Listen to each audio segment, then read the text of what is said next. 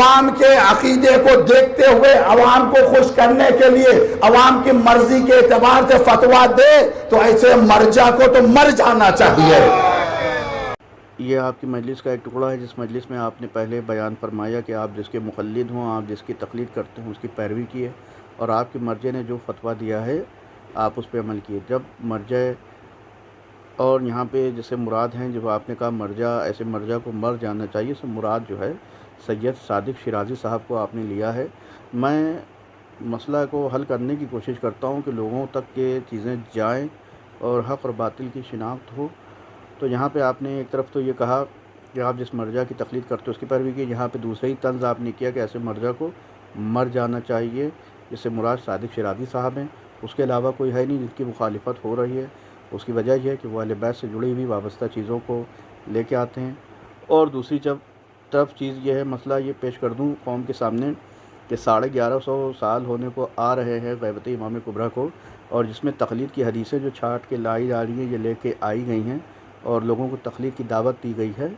اس میں مراد اور فراد جو فیضی رضا نے پی ایچ ڈی کی ریسرچ کی ہے جن چیزوں پہ، اس سے مراد صرف اور صرف آپ ایک ہی ہستی کو لے رہے ہیں۔ آپ کے سامنے نہ علامہ مجلسی کا ذکر آتا ہے، نہ آپ کے سامنے عالم دین سے شیخ صدوق علیہ رحمہ آتے ہیں، نہ شیخ حلی آتے ہیں، نہ شیخ سید رضی آتے ہیں، نہ جانے کتنے عالم اتنے گزرے ہیں، اس کی نظر میں آپ کا کہیں پہ ذکر نہیں آتا ہے۔ فقط اس دور میں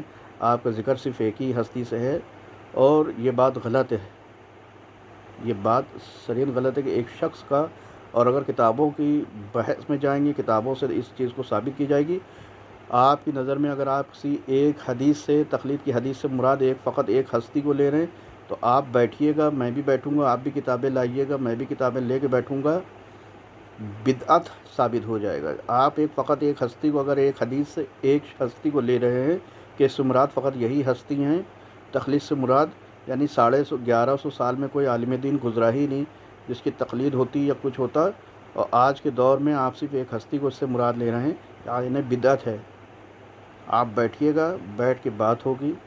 رہی دوسری بات کہ نوجوان، آپ کہیں گے کہ نوجوان کون ہے جو بحث کر رہا ہے، کتنی بار بات کو حل کرنے کے لیے جب سائل بن کے آپ سے سوال کیا جاتا ہے تو آپ لوگ بھاگ جاتے ہیں، آپ لوگ ٹکتے ہی نہیں ہیں